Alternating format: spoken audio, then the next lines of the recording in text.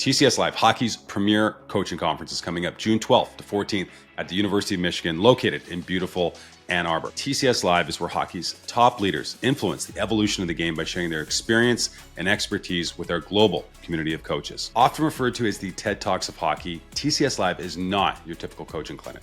It's an experience that includes keynote presentations, on-ice demonstrations, live interviews, workshops, social receptions, exhibitors showcasing the latest tools and technologies available for coaches, and so much more. It's where passionate coaches like yourself come to learn about the latest trends in the game, connect with coaches from around the world, and most importantly, get inspired to have an even greater impact on the teams and athletes that you lead. Check out our list of current and past presenters. Go to thecoachesitelive.com and make sure you sign up to be notified when new speakers are announced and to receive event updates as we get closer to the big show. If you love coaching, I promise you're going to love attending TCS Live. And best of all, because you're tuning into the GLASSANDOUT podcast, we're going to save you $100 on the cost of your ticket. Simply enter the coupon code GLASSANDOUT at checkout. Also, if you're a coach from Canada or the US, you will receive continuing education credits on behalf of Hockey Canada or USA Hockey. So make sure to let your association know, as this is part of maintaining your coach certification. Join myself and our Coach Site community at TCS Live, June 12th, 14th at the University of Michigan. It's an absolute blast. I'll see you there.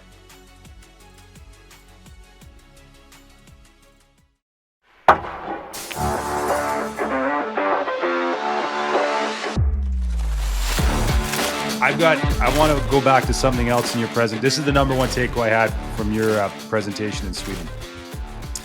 And I think it relates to this. Guess who my favorite player in the National Hockey League was last year? Last year? Carlson. Kiefer Sherwood. Yeah, interesting, yeah. And you talked about him. And, you know, before even seeing your presentation, so, I mean, I'm based in Vancouver. We see the Canucks a lot. And every time I watch that kid play, all I can think about is this is a kid that could just as easily have been in the East Coast League or could be playing in Europe right now. Because his background, as far as I can tell, did not suggest that he was going to play the role that he does now in the National Hockey League. And all I can think about is here's a kid that made some decisions, that looked in the mirror and was really clear about who he was and said, if I'm going to accomplish this, I'm going to have to do some really hard shit. And I'm in. I'm going to try. And even if I do that, there's not a guarantee it's all going to work out. But I'm going to do the hard work. I'm going to get uncomfortable, and maybe I'll carve out a career in the National Hockey League. And it's awesome to watch it play out. I know you had him in Colorado. Yeah, so and again, going back to that illumination step, right? Yeah. Ownership. So he's a skilled guy and if you look at his production offensively, he was good in San Diego, but he wasn't an all-star. No. So again, how do you bait the hook to get them to buy into the message, right? Yeah. So I remember I had a great staff down there, and Aaron Sneakloss, the head coach, they just lost to Abbotsford yesterday, 5-0 at home. And Tim Branham and Peter Budai was our goalie coach. And, we had a great staff. We really, like the Avalanche was so good back then, right? Like Kiefer couldn't get a lot of looks. Like we had some good players. And he was frustrated as hell. Like, man, I'm not getting the opportunity in the NHL. And I said, listen, you're not going to go to the NHL as a top 6 forward. It's not happening. So, and AJ Greer was a similar personality, had decent points. And again, these guys, they weren't getting a point a game in the American League. And so to bait the process with him, it was, okay, trust me, if you finish checks, not be foolish about it. Don't chase a guy around, but finish checks when the check is there, and you come off every hit first, every check. It's about balance after contact. What do you mean about that? Every hit first? So every time if you have an opportunity to finish a check. Yeah. So this goes back to the process going, and I talk about this as a value system, right? So a player has to have a value system. There has to be a value system that he's checking off mentally before the game starts. Yeah. Who am I as a player? How am I going to impose that identity? I don't care if we're playing Abbotsford, we're playing Chicago Blackhawks. Excuse me. How am I going to impose and insert that identity every shift? Okay. So the value system is for Kiefer Sherwood. My first value system is I'm going to Every opportunity I have to finish a check on a forecheck, I'm finishing the check. I'm not doing a drive-by. And then you put the detail behind it. I'm going to finish the check, and I'm coming first off the body or the board. Okay, so I call that balance after contact. You'll see it. You'll see it in the Stanley Cup. Guys go run, guys, but they fall down.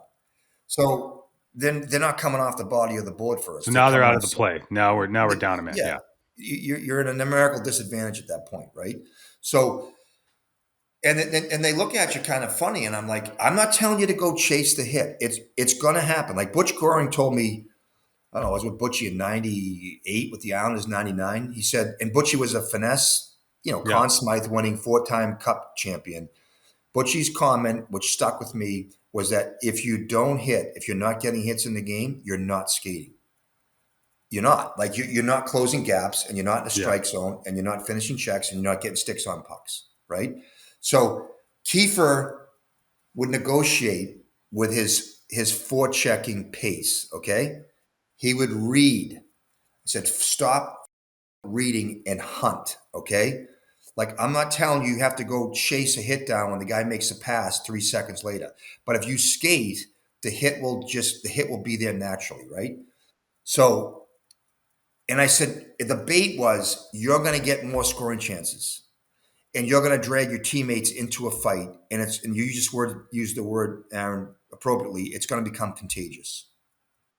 So now what's going to happen is that you're going to drag your line mates into a hunting mentality, and they're all going to have to keep up with you. And if you do it the right way, you're going to get scoring chances out of it. And you're going to, like I showed that video where we were doing the forecheck in Stockholm, where they got the puck, and the second guy read where the first guy was coming in.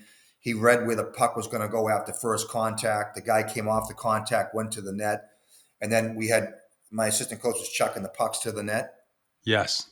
So that was again, it's another baiting mechanism. Like if you do this, it's probably going to come back out into a scoring area. So stay there and look for the rebounds. Like people, like you watch the game and you'll see like not a lot of people want to hang around the net. You get hurt over there, right? Yeah. So like they'll take a convenient route away from it. They won't stay in front. But so Kiefer was a shooter.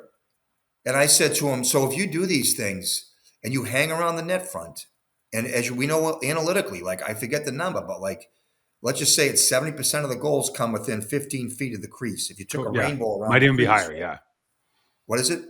It might even be higher than that. Like it's it's just the math is so in favor of planting a flag there. Right. So again, the bait behind him to do that and rebrand himself as a player was so convincing. And again, you talked about it, contagious. And then the other word is you become confident. So now my value system has gone from being a perimeter shooter to power play point producer to I'm a hunter. I'm coming off of the battles and the boards first, and I'm going to plant the flag, as you said, right at the front of the net. And I'm going to get those garbage goals because he's fearless, man. Like he's not afraid of getting hit at the front of the net. He'd take a cross check in the back. And then all of a sudden he starts scoring. The repetition, which is also a mental thing, the value system is part of the repetition. And then they were both able to take ownership of that and make it part of their core identity. And I feel like, and going back to Brady's thing, like as I get older, I just think not a lot of guys have the conviction, or I don't know what it is, like the confidence to invest 100% in those messages, right? They want to negotiate with it. Well, I think maybe going back, like again, what I've sort of appreciated with somebody like Mackenzie Sherwood is that, and it's like we could draw parallels to every walk of life, right? It's like the things that are really worth having in life require you to make a commitment with no guarantees. And we live in a world now where we want, like, tell you what nobody wants to do anymore at the youth levels is try out and make a hockey team. God forbid you actually show up to a tryout anymore and earn your spot. Like they want it to be a commitment, early guarantee. And so when you see players that go beyond that. I think it's so impressive. And, I've heard some of your interviews, post, being relieved of your job in Anaheim, and you've made a great comparison that you've got, when you're putting together or you walk into a locker room, you've got 100 percenters, you've got negotiators, and you've got rejectors. And I love that. And I don't want to paraphrase, but my takeaway from hearing you explain it is like the rejectors are the people that are going to reject the message. Like you probably don't want to spend a lot of time on them because they're in their camp. But if you can convince some of the negotiators to become 100 percenters, like that's how you win. And that's what Brady was talking about. What he did is he identified guys that were naturally 100 percenters, whether it was Rodney Harrison or Willie McGinnis, and he recruited them into his mindset. And he said the same thing. The guys that they always, some people say it's 7-7-7 in hockey. 7 guys are never going to be 100%. 7 guys are going to be at like 70% to 30%, whatever. And then 7 guys, which I think is, according to Brady's, is probably a little bit too generous. But let's just say like you've got, yeah, actually it's not. If you get like 30% of them, so 6 guys in hockey will give you 100%. You reflected this, and I think anybody that's listening to this that's been a head coach in the NHL probably feels what I'm about to say. Everybody gets fired for different reasons. Sometimes you get on a team and the team's expected to win a Stanley Cup and you don't. So, Peter Laviolette, for God's sakes, I coached Peter back in the early 2000s in New York. I mean, he takes the Rangers to a conference final a year ago at this time, and he's out of a job. Okay, I think that the data right now on coaching longevity is so ass backwards, particularly in hockey, because there's no other industry where they would say, unless you take a step forward, regardless of the circumstance, if you get to the conference final, you get fired. If you don't get to the Stanley Cup final, if you finish, if you don't make the playoffs, like if you don't show progress, it's like you get pushed off the cliff. And I Peter Laviolette's a great example. You're a great example. And I have so much empathy because I know how much all of you put into this thing to make Well, it and go. then like I said, there's different stages. People like Pat hired a guy in me that his profile, what I should say, was looking for somebody that had a history in developing players, right? Yeah. And the roots of that, like I explained in Stockholm, go to University of Maine. That was never like we weren't the heavyweight in the East. It was always BU, BC, Harvard was really good back then. The Midwest was Michigan, Michigan State, Wisconsin, Minnesota. Maine was a little peon podunk university in northern Maine when Sean Walsh got there Yeah. in 1984. I went to Colby College and we used to beat Maine.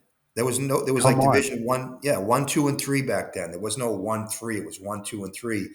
And Division 1 only had like 14 teams in the East. It was like 6 Ivy teams and 8 non-Ivy teams. And Colby was in there with Lowell and Merrimack and Union, and Quinnipiac didn't even have a team back then. So anyway, Sean was a visionary. He was fearless, very, very intelligent guy, and he knew the only way to get Maine to become a championship team. And he had been at Michigan State with Ron Mason, so he had that history of knowing what it takes to manage and build the infrastructure behind a successful team.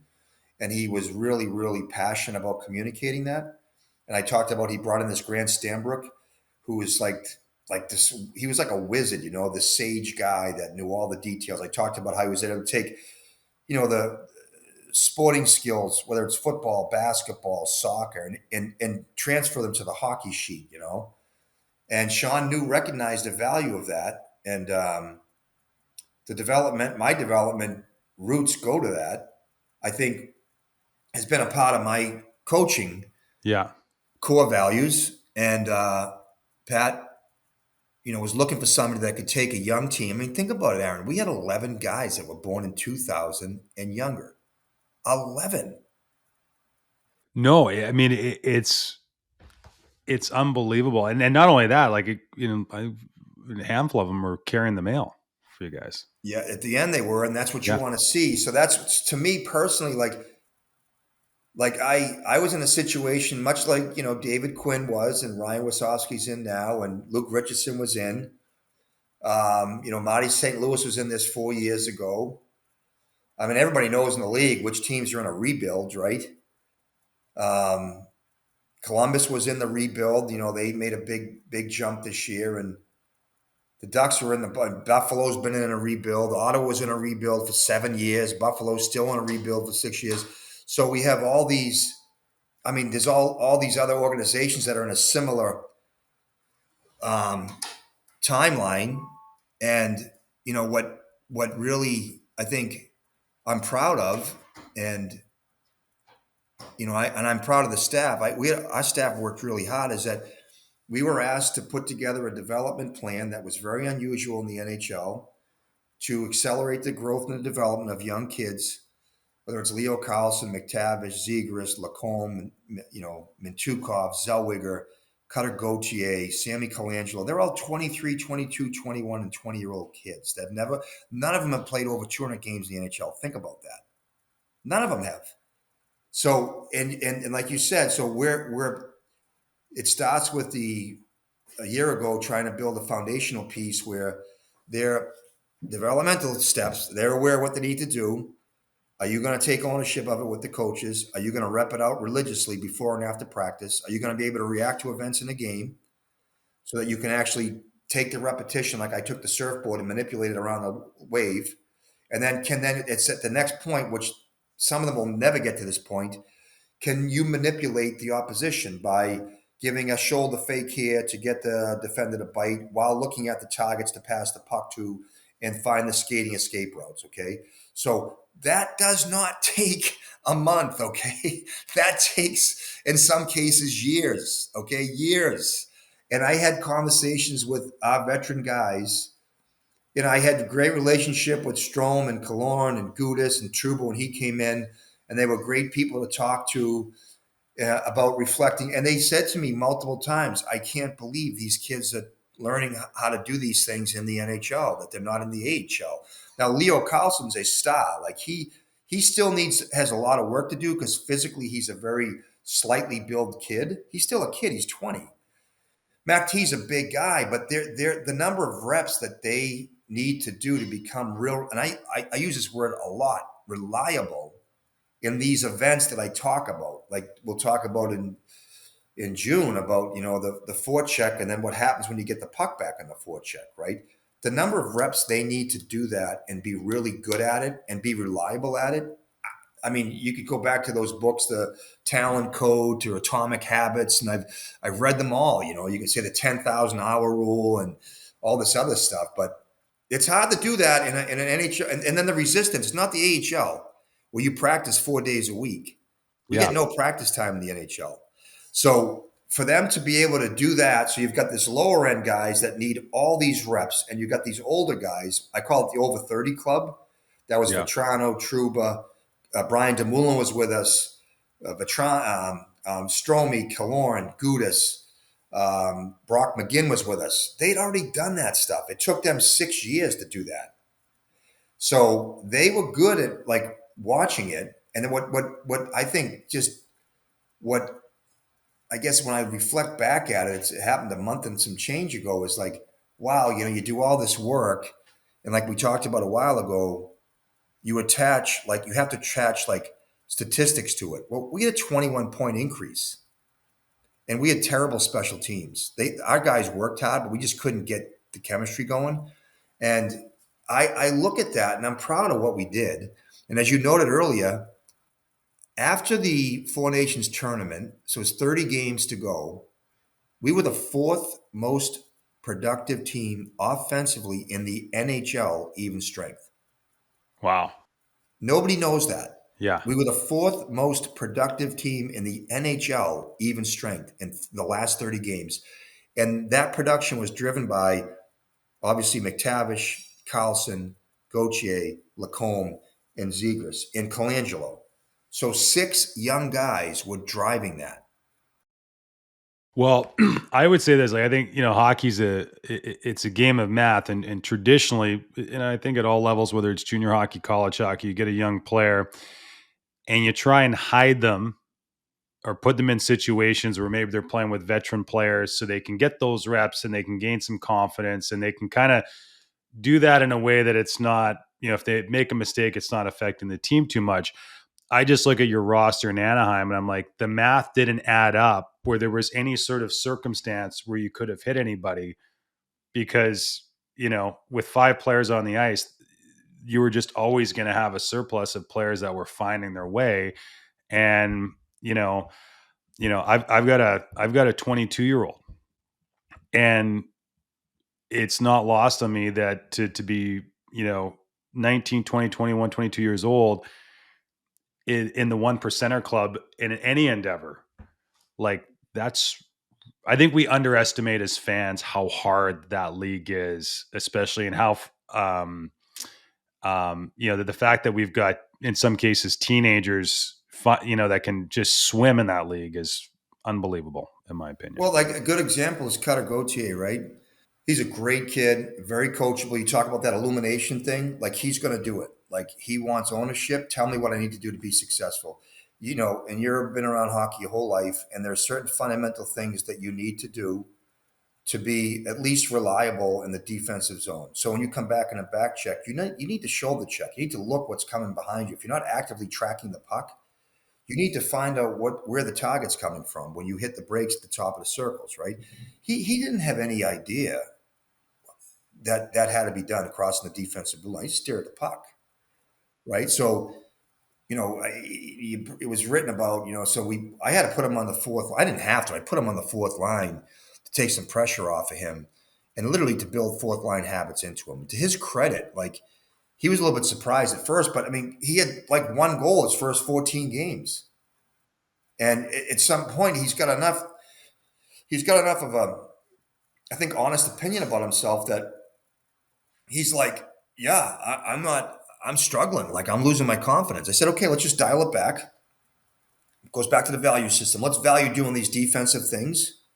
And eventually your offense will come out of these defensive habits that we're going to build into the next 15 games. There's no pressure. Don't even worry about scoring goals. Just shoot the puck when it's there. But let's work on the defense. Work about like Kiefer Sherwood's physical check. He never hit anybody. He had the puck the whole time at BC. He didn't know how to hit people. So Yeah. you go back to the repetitions we're talking about. Like, and I showed him that video in Stockholm. Like he didn't know stick on puck. He didn't know like go belt buckle to belt buckle. He had no idea. Here's a power play guy that at BC, I don't know what he had, like 30 goals or something. I bet you 18 of them came on the power play on the flank where he took one time to the top of the circle. What does he find out in the NHL? People read that, they get in front of you, they close the gap, the one time is not there.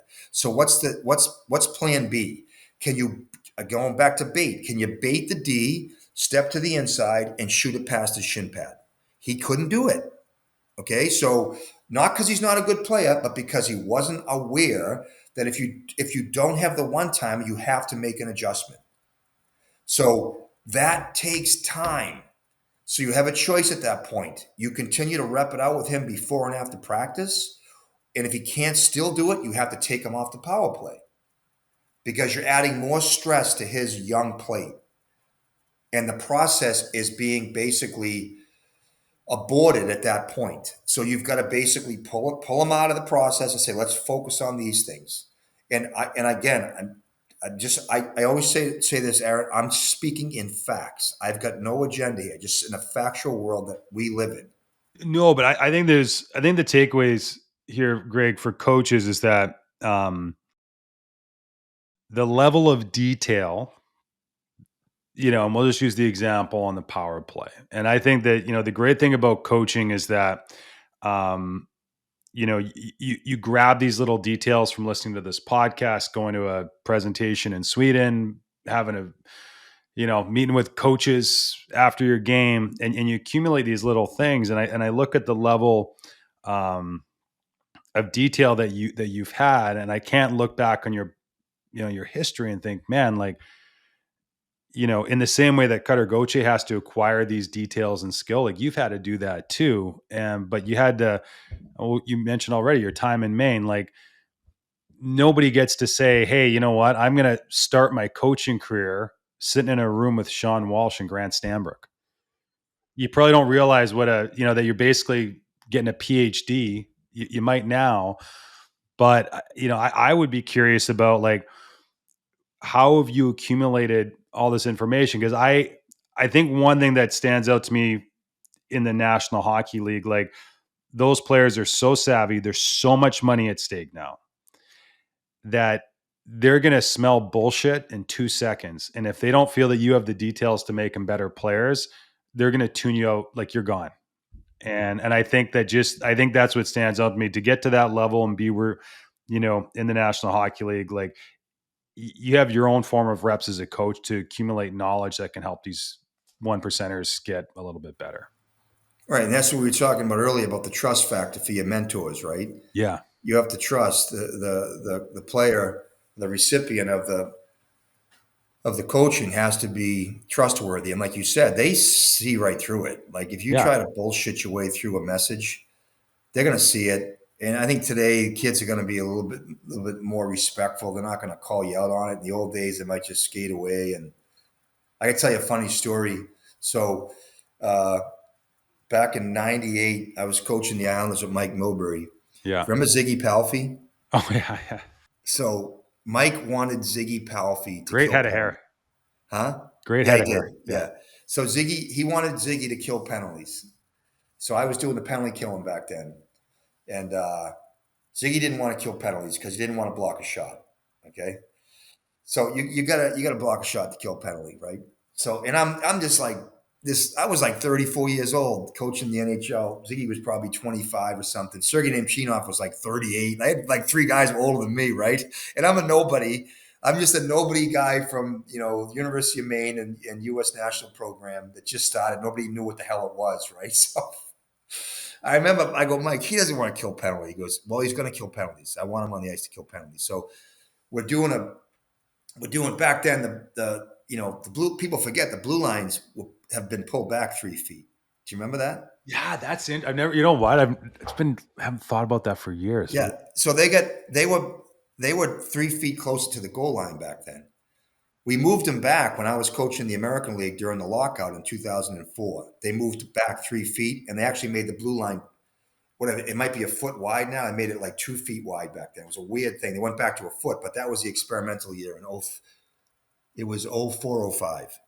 So, because 0304, I coached Bridgeport. We still have the record for goals against and penalty killing percentage in the entire history of the AHL. No way. Yeah. And then when they moved the blue lines back, so back then everybody pressured out. The defenseman went from the goal line to the half wall. The forward went from the top of the circle to the D, kind of like Carolina kills now. Kind of, but would it be fair to say too, Ray, at that time, my recollection is like everybody did it the same way, more or less. Yeah. There was one way to kill penalties. Yeah. Yeah. And it was either that or you boxed it up. Okay. Yeah. So the inside forward, usually they put a lefty on the inside if it was on the goalie's right, so the lefty could take a one-timer. So the inside forward, he had to rush out and try and block the shot or try and get his stick in there, right? There wasn't a lot of umbrellas back then. It was more of a traditional overload. So I had Ziggy in front of the net. So remember when the other D went to the corner, the forward would go to the front of the net. So Ziggy was supposed to come out and block the shot. And he's looking at him. He's a likable guy. He's like, Crow, I don't want to kill penalty. I said, Ziggy, I got to get you to kill. Like Mike wants you to kill. He goes, I don't like a block shot. I said, so we're doing the rep, and Ziggy, the puck goes out to the point, and Ziggy's on his way out to block it, and he skates right past the D and goes down to the other end where the power play is going. Really? Right by. He waves goodbye. He's like, I'm not killing a penalty. So like awesome. That's like one of those stories about like, he didn't think I was full of crap. He just didn't want to kill a penalty. So like, he was going to do it. But the kids today would never do that, right? They're never going to do that. But they will, like going back to our point about being able to have the trust and the credibility. The players now have their own skills coaches, right? So. And you know what? None of them work on blocking shots. No. And the elephant in the room is like you go out there and you talk to them about, like I could, go on and on about what we did the last 2 years, which just, you would have seen your kids do it in hockey school about taking pucks off the yellow on a high-low rim down. Like a lot of guys couldn't feel it off the yellow cleanly, shoulder check before they get it, drive a shoulder towards the D-man to get the D-man to bite, and then use, again, the manipulation part of it, use that event to turn away from the D and pass the puck to the slot. You'll see it in games. But I'm telling you, Aaron, there's probably only 50% of the players in the league that can do that. Most of them are trying to survive that play. So that just for the people listening, the D gets it up the wall. The other team's forward's coming out to block the shot. So there's no shooting lane. So the forward that's usually at the net front to try and either tip the puck or screen the goalie, I always tell that forward, look at the puck like the goalie would. If you can't see the puck, then the goalie can't see it. And our guy probably can't see the goalie. So it might be coming down the end wall, okay? So if he's right off, if say it's a left shot D, everybody's got 3 left shot D. Some teams don't have all righties because that's the least popular shot, right, for D. But everybody's got a lefty. So if that lefty sends it down the wall, you've got to go in there and you got to manipulate the D-man that's on your back. That's a 2-second, I call them event, a 2-second event that's either going to dictate possession, 1, which is critical in the offensive zone, 2, the escape move, right? So I see it coming. I beat the D to it. I get the D to bite on my left shoulder, and I spin off of his weight. So now, and again, I got to pull it off the boards. And while I'm doing that, I have to find out if my F3 is open in the slot and what the escape route is skating. Yeah. So you got options on that 2 or 3 second event is protect the puck, find a target to pass the puck to, or find a skating lane to exit with the puck, whether it's behind the net or go to the strong side. Yeah. Barkov did it last night. Did you see Barkov go to the net and just squirted off his stick? It didn't. In the third period, wasn't on the end wall, it was on the half wall, but he was able to manipulate, I think it was Gottspear. He manipulated him and went to the front of the net with it. It's like, there's not a lot of guys that can do that, but like we literally were drilling into those plays. Do you know who Tim Ami is? Yes. So Tim was we brought him in this year. He's unbelievable at dissecting that stuff, and we used the analytical staff to count the number of times that our forwards had to deal with a high-low pass down to the goal line. Do you know what I mean by that? Yeah. So they had to deal with a defenseman on his back. It happens every game. Like, and I was talking about that in Stockholm. Like there's events that are going to happen every game. It's not complicated, right? We talked about forechecks. There's over 40 forechecks a game. Like, I mean, so wouldn't you want to be good at a forecheck, right? And then there's another 40%, 40 attempts in a game where the puck's going to get rimmed down. Like, we know that. And then what we would do is we would actually categorize each player, how many touches they had below the goal line, how many were successful, how many were unsuccessful. Again, another baiting mechanism to get them to come out early and work on this. Like, everybody sees the game. It's a fast game, skating the puck through the neutral zone, getting shots, 2-on-1s. But the plays on the walls, those are the ones that sustain possession. So here's what I think is so interesting about this, right? There was a time as a coach where when things weren't successful, it was always you didn't work hard enough, or you don't care enough, or you don't compete enough. And, I think what's great about these types of insights is, you know what, maybe the work ethic and the commitment was exactly where it needed to be. Maybe it's up to the coach to say, hey, to identify that it's not it's not just always the power play or the penalty kill. Maybe it's these little details. Like that's where the improvement happens. And again, going back to the toolkit, it's like, if you don't have it, you got to figure out like, hey, this seems to be, it's these plays along the wall that are the problem. And I got to figure out technically, how do I figure to get from 2 toes on the surfboard to getting them laterally so they can steer and come out of a wave. And that's really hard to do. Like that's So again, it goes back to the awareness. So it's not about the effort; it's about the awareness. Totally. Are you aware that you can do a better job of this? And then the baiting thing is, okay, the analytics is telling us that you had 6 touches last night, and not one of them was successful, right? So like, do you really want to get better with your down low game? It goes back to your value system. What is your role in this team? Yeah. Everybody's capable of fielding a puck on the yellow and protecting it. And then to me, like Randy Carlyle used to say this, your talent will show up when your effort's consistently there. It's true. So again, You control the speed of your development. You do with your work habits and your detail, right? So, like, I know just from again living in a factual world, and I used to use this word quite a bit last year because the media would ask me, well, why is so and so not scoring? I said, he's eating from the same menu everybody else is on this team, and it's a mystery why some guys are able to eat it quickly and respond quickly, and other guys have to keep going back to the menu. I don't have an answer to that. All I can tell you that I'm responsible as a coach, and that's what I can control, is making sure that we don't overfeed them, because then you can make them think too much. So you have to be really efficient with the information you're sharing. So I have to be able to balance that out, which I think we can do because analytics helps us with that.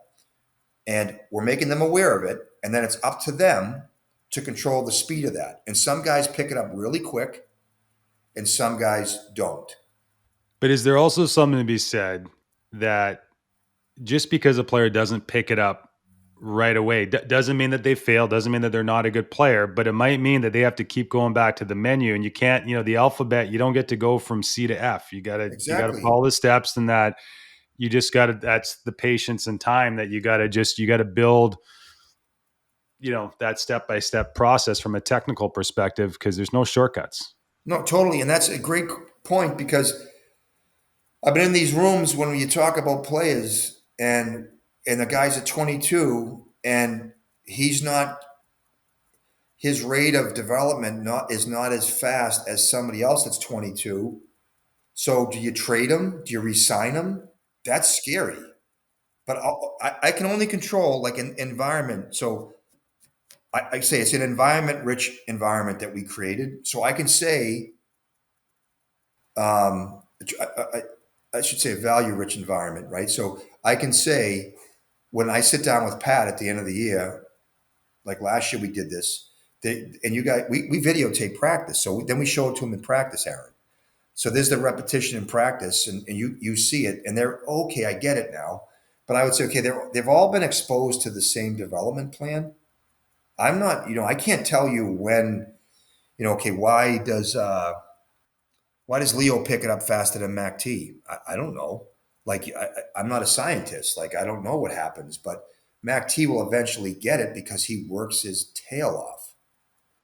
And if you don't think he's ever going to figure it out to the standard you want, then you have to make the decision whether you trade him or not. That's not my job. My job is to create an environment where there's transparency in what we're doing, and everybody can see the process. Like this is what you're supposed to do. You control the rate of how quickly you develop.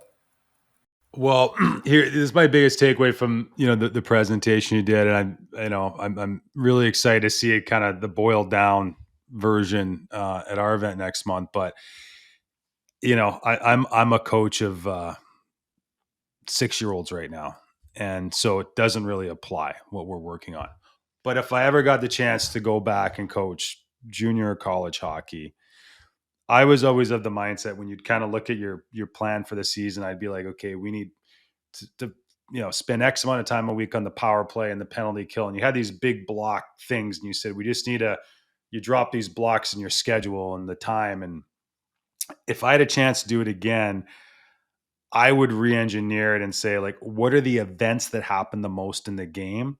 I picking pucks off the wall, and I would re-engineer. I would focus on that and focus on those skills and habits and details, and then build the rest of the plan around that. And I don't know if I would have said that 2 weeks ago. Yeah, it's interesting you say that because I've been doing a lot of soul searching for the last month since I got fired and what I could have done differently. And not just in terms of like, I'm considered an intense guy, and some people I think when I deliver a message can see it as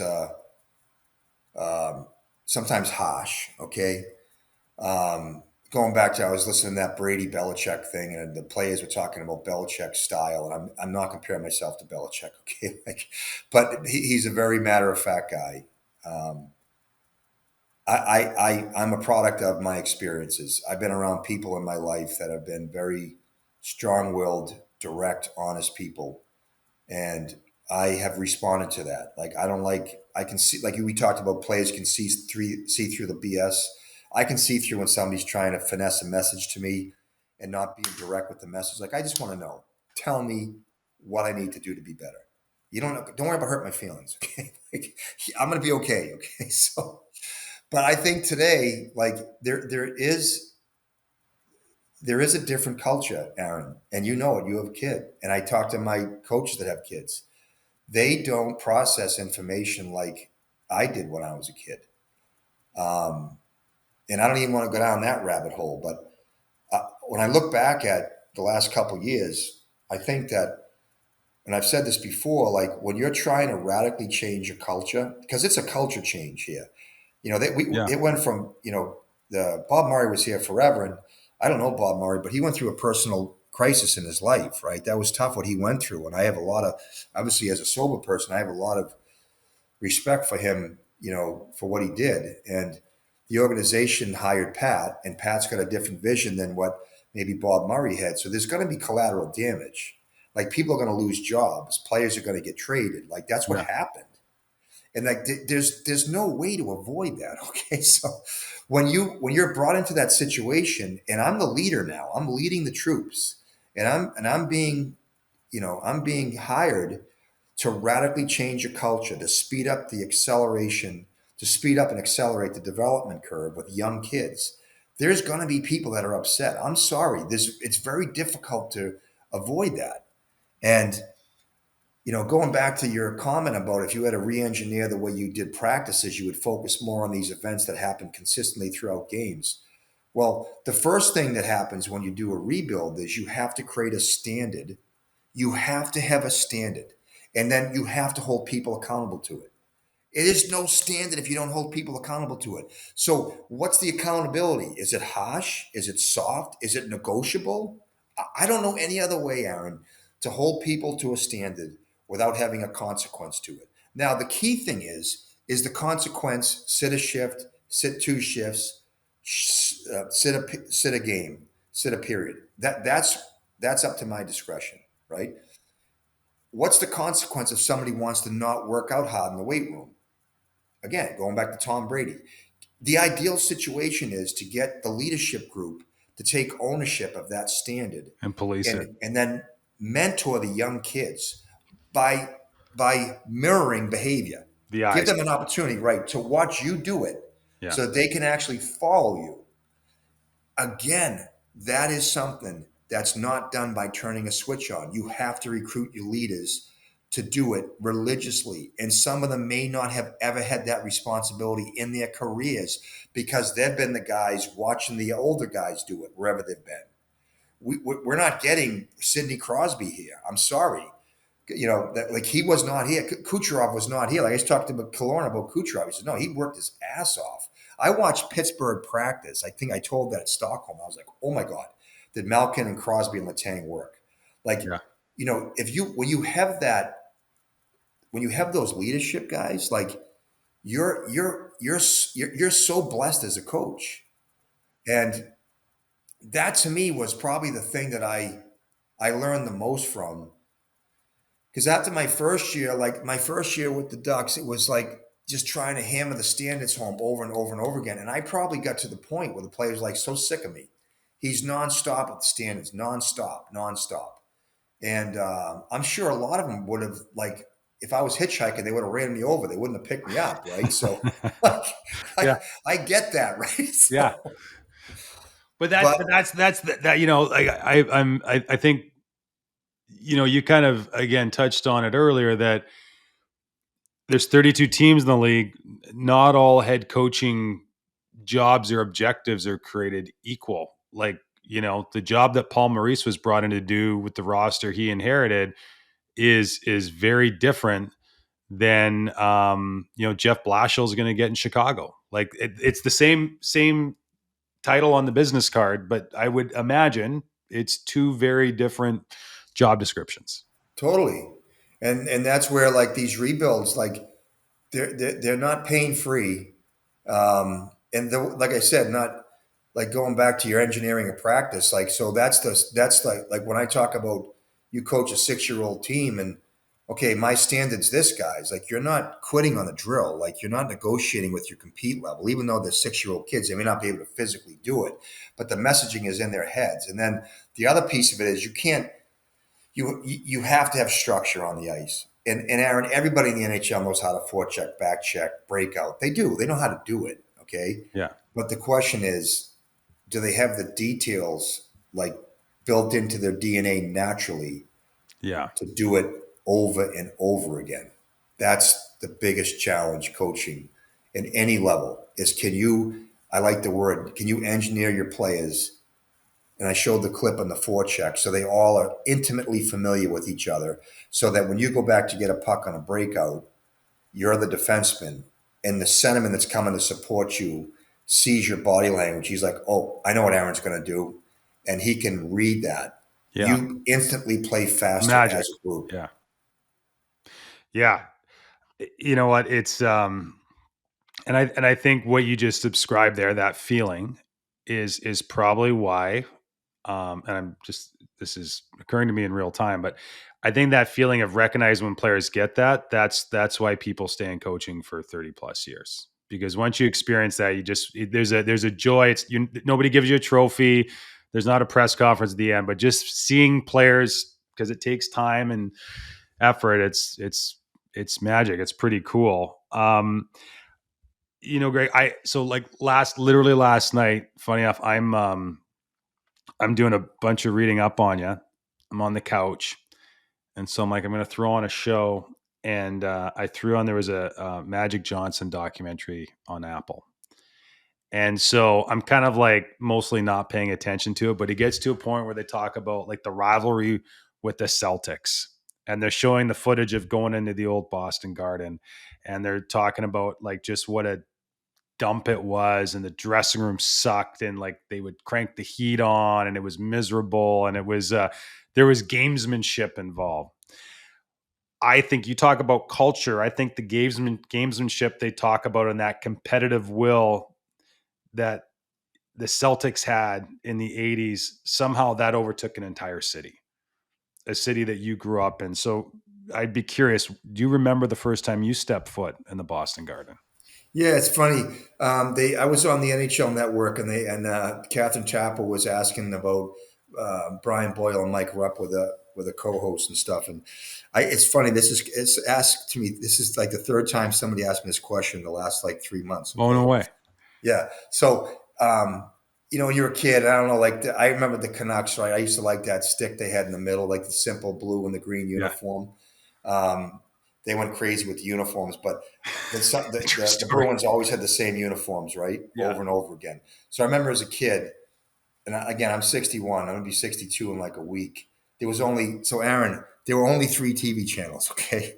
And they were black and white TVs, all right? I'm not shitting you, okay? So the Bruins were on channel 38. They used to have a little theme. They used to play that music before the Bruins came on, okay? So we would sit in the TV room and watch it like we were seeing like it was like magic. Like the Holy Grail was right there, right? Bobby Orr, Esposito, Hodge, Cashman, Pye McKenzie, Don Horry, all these guys. So, we didn't have a lot of money growing up, and the Garden was like, it was like the cathedral in Boston for sports, right? So I'll never forget my father brought us in there. I think it was just me. My brother didn't go. I had a brother and a sister, and the Boston Garden was wicked steep. I don't know if you could see it on the the Lakers Celtics series, but the balcony was. I was going to say the balcony, yeah. It almost looks like where we were sitting at the Globe Arena in Sweden. Yes, like, when we got up there, I was like, Jesus, that's and it kind of looks like it was just a bigger version of that. Yes, with no railings. Okay, so and then there's no way they could ever build that today. Like this. The stair treads were like seriously like 16 inches, right? Like so. No, can you imagine you're a 7-year-old kid? Like you take one step down there, it's like your groin's touching the tread right above your feet, right? Yeah. So, and then there was only one railing in the front. So my father went down we went down the balcony. I remember looking down. I'm like, and they were playing the Pittsburgh Penguins, and they had the old Colombian blue black uniforms with the penguin and with the triangle. Those are great uniforms. How old are you at this time? 7. Wow. And they had Sil Apps on that team. Remember Sil Apps? Yeah. So when you were a kid, you got the hockey cards, right? You go to the grocery store and you buy the card and they have the little stick of gum in there. You get the 10 cards, you try to collect them all. Like I get Sil Apps, you got these guys like Stan McKeeter. So you hit the lottery when you got a Bruin in there, right? So, but I had Sil Apps card in my house, and I remember going down, and the first thing I remember was like, oh my God, if I trip, the first thing my head's going to hit is the ice surface because it was like straight down. Right? So I just remember grabbing onto my father's hand as hard as I could, and then going to that game and just the smell of it. I was joking with Brian Boyle about they're too young to remember. You could smell the coming into the garden. You could smell the elephant shit because they used to bring them up there for the circus. Yeah, They had the big hallways coming up. You'd smell the urine, the crap, the beers, the cigarettes. People smoked in there. Yeah. Wow, what a experience that was. So I didn't know this. Your dad, Don, played in Northeastern. Yeah, he's a captain there. Yeah, and I mean, when I read that, it just hit me. And I'll also know, I don't know if we've ever shared this with you. So Len McNeely is one of my partners in the coach's side. His son Tyler, who's a great guy, he was your captain for 2 years. Awesome. And I just, it hit me. I'm like, man, like, growing up in Boston, your dad's at Northeastern, you get that gig, like, oh, like that must have been, what a thrill. And but I would just be curious, like, just growing up, with your dad's influence, like you clearly love the game. Yeah, you clearly love the game. Where did those seeds get planted? And what my father took us down like we were kids, and like your parents obviously are such a huge part of the decisions you make in life. But we were always sports driven people. Like my father's from South Boston originally. Yeah. All my relatives. Is that when they talk about like in the movies like The Departed and it's like Southie? Yeah. Yeah. Okay. Yeah. And my grandfather was a first generation American. My father's mother, they're all Southie Dorchester, and we moved to Arlington, and my father took us down to the Arlington's famous for the Spy Ponders. Just like literally like a mythical hockey program for years. They used to win state championships in the 60s and 70s, and they played outdoors in Spy Pond. And it's a famous pond because one of the British spies drowned there back in the Revolutionary War, and they recovered his body and they found the notes he had taken. It's actually historically fact. Yeah, yeah. So Arlington and Cambridge used to be one. Cambridge where Harvard and MIT are. They were the same city at one point, but then Harvard kind of broke free. I mean, Arlington broke free. But my father took us down there to skate, and we'd go down to a local tennis court. They'd flood the courts. We were kids, and you learn how to skate. And then it was like back then, like